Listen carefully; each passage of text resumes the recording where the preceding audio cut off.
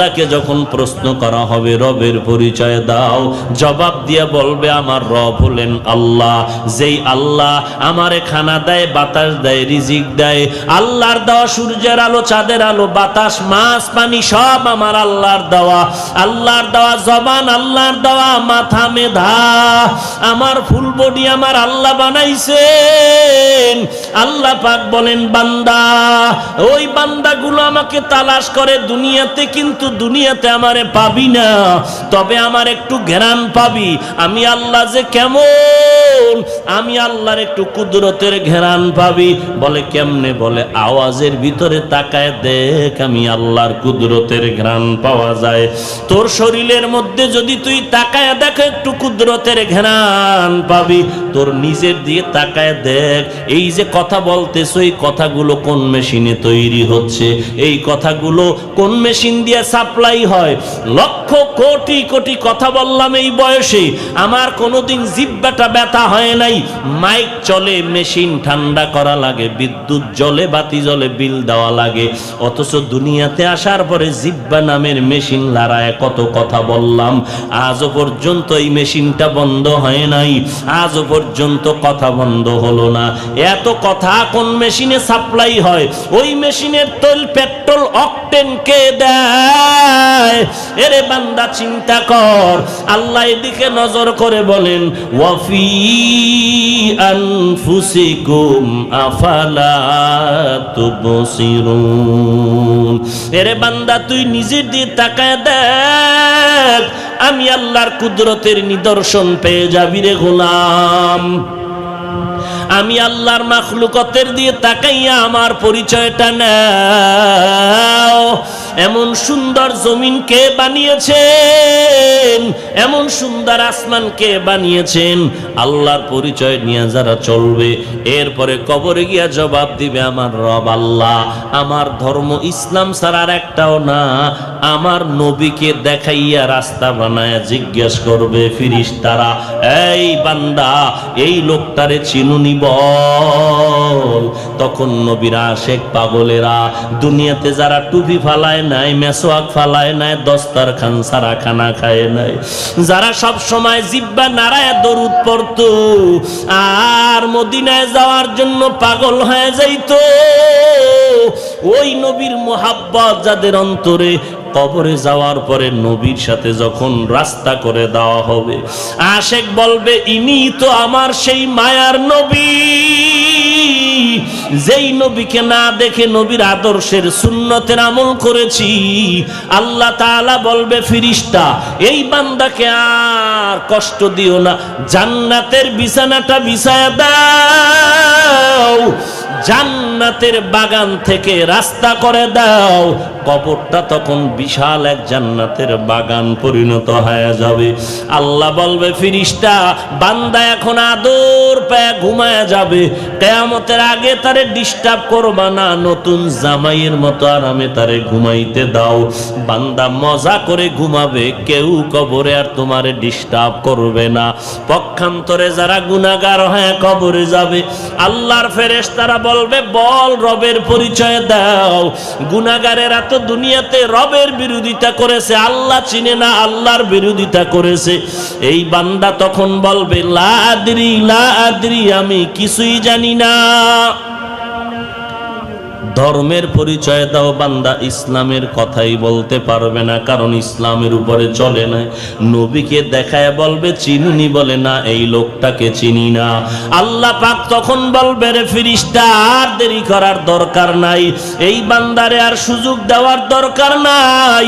আমি আল্লাহ দুনিয়াতে কম সুযোগ দেই নাই, এত গুনাহ করার পরে আমি আল্লাহ রাগ করিয়া পানিও বন্ধ করি নাই, বাতাস বন্ধ করি নাই।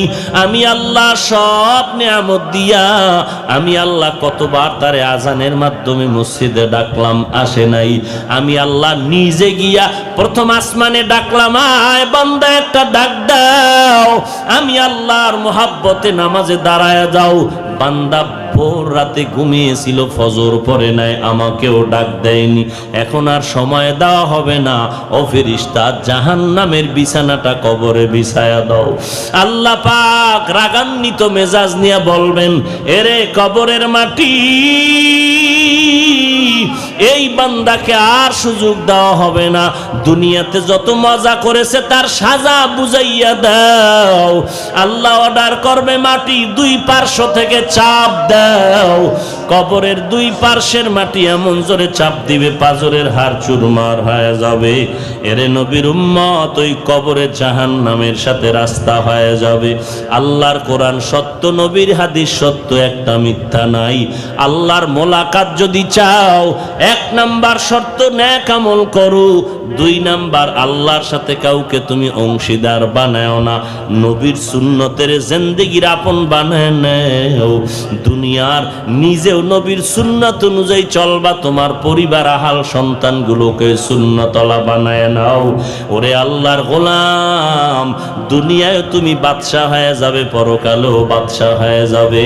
আল্লাহর কাছে তওবা করেন, হে মালিক মেহেরবানি করে নেক আমলের তৌফিক দান করেন। আল্লাহর সাথে মোলাকাতের জন্য আমাদের সবাইকে কবুল করেন, বলেন আমিন। ফামান, যে আল্লাহ রাব্বুল আলামিন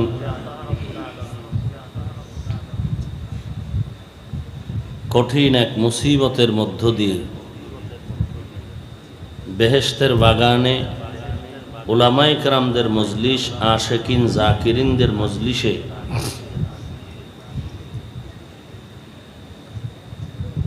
কোরআন সুন্নাহর আলোকে কিছু কথা বলার জন্য, শুনবার জন্য আমাদেরকে সুস্থতার সাথে, এটা তো মসজিদ না, আল্লাহ পাকের পবিত্র ঘর মসজিদে আসা বসার তৌফিক দান করেছেন। নিয়ামতের শুকর আদায় করি, আলহামদুলিল্লাহ।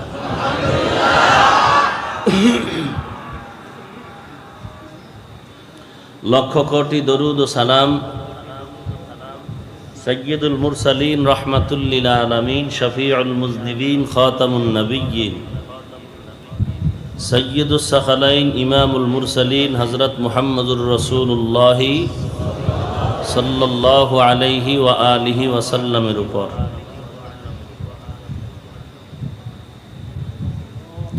বর্তমান দুনিয়ার মানুষ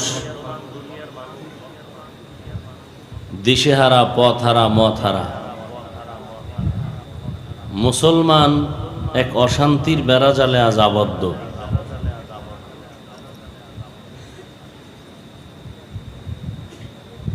এই মুহূর্তে আজকের এই দোয়ার মাহফিল খুব জরুরি।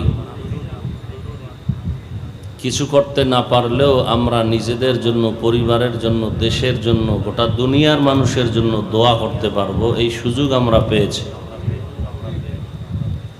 আর দোয়াই হলো ইবাদতের মগজ। আর দোয়া হুয়াল ইবাদা, দোয়াই হলো ইবাদত। কারণ দুনিয়াতে আমরা জোর করে কেউ আসিনি, আমাদেরকে পাঠানো হয়েছে। বলুন তো, কে পাঠিয়েছেন? আল্লাহ পাঠিয়েছেন। কেউ যদি কাউকে কোথাও পাঠান, কেউ যদি কাউকে কোথাও পাঠিয়ে দেন, বিনা কারণে না কোনো কারণ থাকে। অতএব যেহেতু আল্লাহ আমাদেরকে পাঠিয়েছেন, অবশ্যই পেছনে কোনো কারণ, অনর্থক আল্লাহ আমাদেরকে পাঠাননি। আমরা দুনিয়াতে আসতে চাই নাই, আল্লাহ পাঠিয়েছেন। আল্লাহ এটা আমাদের উপরে দয়া করেছেন। কারণ আল্লাহ আমাকে মানুষের ঘরে না পাঠায়া ভিন্ন কোনো মাখলুকের ঘরে যদি পাঠাইতেন, কিছু বলার ছিল না। আল্লাহ যে আমাকে আশরাফুল মাখলুকাতের মধ্যে আমাকে পাঠিয়েছেন, পৃথিবীতে যত নেয়ামত আছে এর থেকে বড় শ্রেষ্ঠ নেয়ামত যে আমি মাখলুকাতের মধ্যে আশরাফ, সৃষ্টির শ্রেষ্ঠ। এরপর আমরা কোনোদিন বলিনি মুসলমানের ঘরে পাঠায় দিন। আল্লাহ ইচ্ছা করলে ভিন্ন মুসলমান না যারা, তাদের ঘরেও পাঠাতে পারতেন। আল্লাহ পছন্দ করে, মায়া করে, ভালোবেসে ইসলাম ধর্মের অনুগামী এই বাহিনীর কাতারে আল্লাহ আমাকে পাঠিয়েছেন। এরপর আর কি? আমরা কোনোদিন বলি নাই আয় আল্লাহ আপনি আমাদেরকে আখিরি নবীর উম্মত বানাবেন। আল্লাহ রাব্বুল আলামিন আমাকে আখিরি নবীর উম্মত হওয়ার তৌফিক দান করেছেন। সব থেকে বড় নেয়ামত। এই এক একটা নেয়ামতের শুকর আদায়ের জন্য কেউ যদি আল্লাহর কাছে সেজদা অবস্থায় থাকে, কিয়ামত পর্যন্ত নেয়ামতের শুকর আদায় করে শেষ করা। ফ্যান কমায় দেন।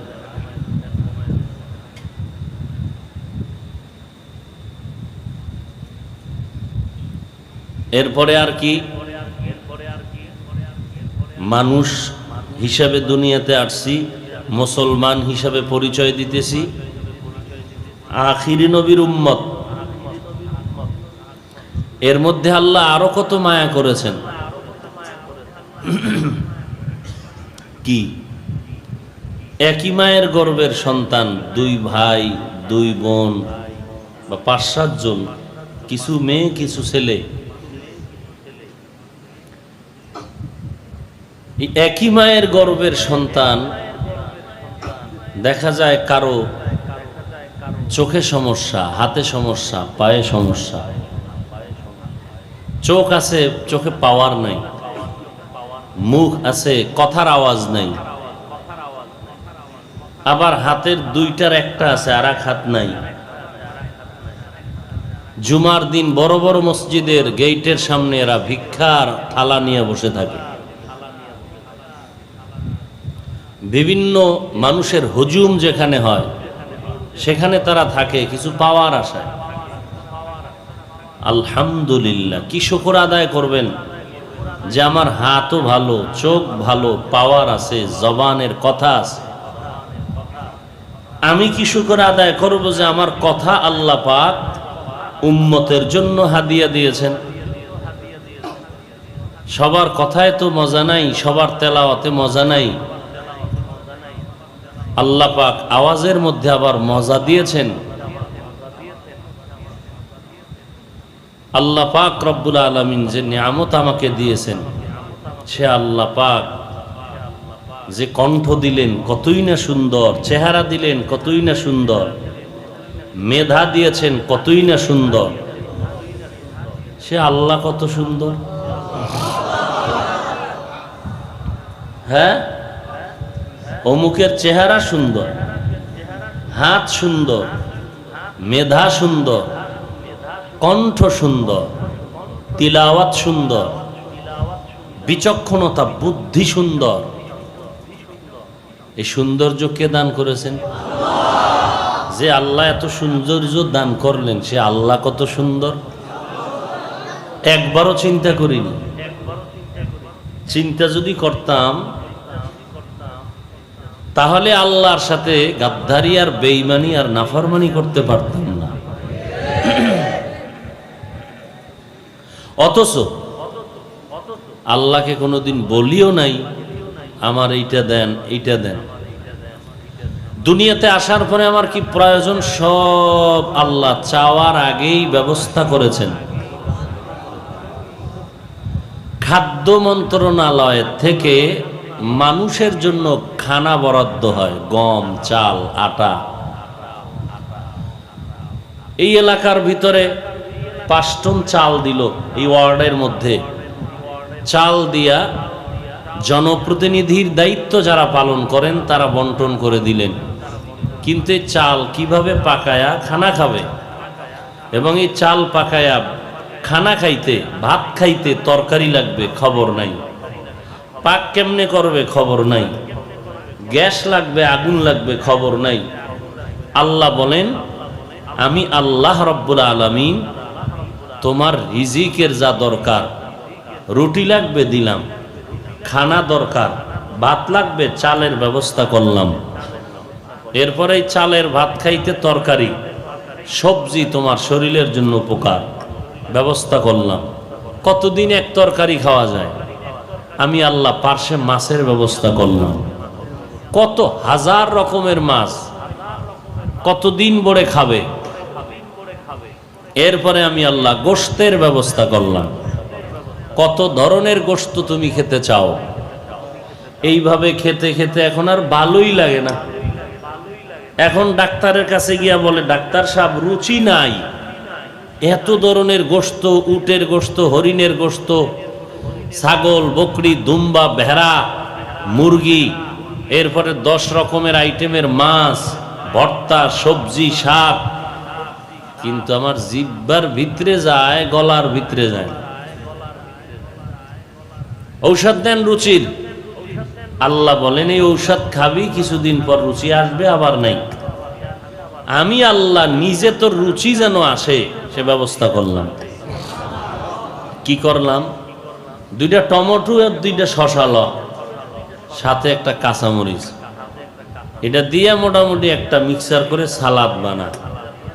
কোনো তরকারি লাগবে না, খাদক বাঙালির বয়া দিবি, শুধু সালাদ দিয়া 3 প্লেট সাইজ করে ফেলবে বিসমিল্লাহ ছাড়া। তাহলে রুচি বাড়ার, যার একেবারে মোটেও খাইতে মনে চায় না, এ যদি একটা কাঁচামরিচ হাতে নেয় আর একটা মোটামুটি কামড় দিতেই পারে দাঁতের ফাঁকে ফালায়া, তাহলে হুদাও 3 লোকমা যাইবে শুধু জালের টানে। কি? এরপরে মরিচের মধ্যেও কত জাত, কাঁচামরিচের মধ্যেও আরো একটু ভালো মরিচ আছে, ওটা স্বাদ বাড়ায়। এরপর আর একটা আছে ছোট গোল মোটা, হ্যাঁ, এটা আরো স্বাদ বাড়ায়। এরপরে বান্দা তুই আচার বানা, সব মেধা মানুষের মধ্যে দিয়েছে, ঘরের মধ্যে বসে বানা, বাইরের দি খাইস না, মানুষ নিমক হারাম। আমার দেওয়া নেয়ামত খাইয়া মানুষ হবে ভালো।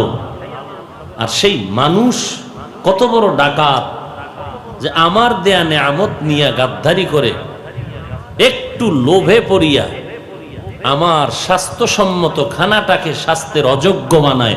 নিমক হারামের ডাকাতের দল। দুধ দিয়া ভাত খাইলে আমার বাপসা ছাগো আর কিছু লাগে না, দুধ আর আম হইলে কোনো তরকারি লাগবে না।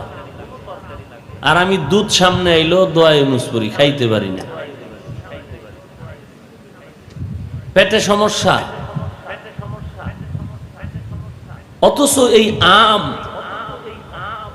খাইলে কলিজা ঠান্ডা হয়। যারা বাদ দিয়ে খায় এরা যে কি মজা পায় না খাইলে বোঝানো যাবে না। আচ্ছা, যারা একেবারে বাদ দিয়ে খেতেই পারে না, এদের সামনে 1 গ্লাস দুধ আর আম যদি মিক্স করে দেওয়া হয়, একটা গ্লাসে দুধ আর আম এটা যদি খায়, তাহলে যতদিন বাঁচবে মনে রাখবে যে কিছু খেয়েছে। কিন্তু এই পিওর ফলটাকে বাচ্চার জন্য উপকার, আঙ্গুর, বেদানা, নেশপাতি যা কিছু আছে শিশু বাচ্চার জন্য। আম্মা জান বৃদ্ধা হয়ে গেছে, ভাত খাইতে পারে না, একটু ফল খায়, ভিটামিন বেশি। আজকে আমার মতো বনি আদম শুধু লোভে পড়ে 1 মাস লেট করতে পারলো না, কুত্তার মতো জিব্বা বের হয়ে গেছে যে আগে খামো। আগে আগে করতে গিয়া গাছের ভিতরে স্প্রে, ফলের মধ্যে মেডিসিন দিয়া যেই ফল খাইলে বাচ্চা হবে সুস্থ, আজ তা খেয়ে হয় বাচ্চা অসুস্থ।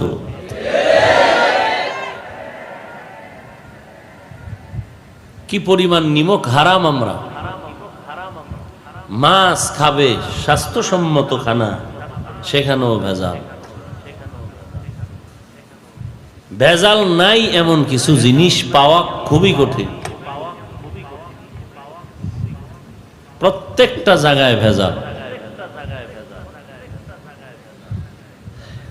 আল্লাহ পাক রব্বুল আলামিন দিছিলেন সব পিওর, আমরা ভেজাল তৈরি করেছি। আল্লাহ ভেজাল দেন নাই, কারণ আল্লাহ পাক আমাদের বানাইছেন তো এই বান্দা যেন কষ্ট না পায়। আল্লাহ কত মায়ার, বান্দার পায়ে একটা কাঁটা ঢুকছে, সাথে সাথে বলে, যদি বল আল্লাহ বলেন ফেরেশতা, বান্দার বলাটায় আমি খুব আমার কষ্ট মায়া লেগেছে, এর গুনাহ মাফ করো তো। মাপ চাই বলা লাগবে না, এমনি গুনাহ মাফ। শুধু কাটা ঢুকছে, ব্যথা পাইছে, বলছে, গুনাহ মাফ। এই মজলিসে বসছেন, গুনাহ মাফ। আজকে যখন নিয়ত করছিলেন যে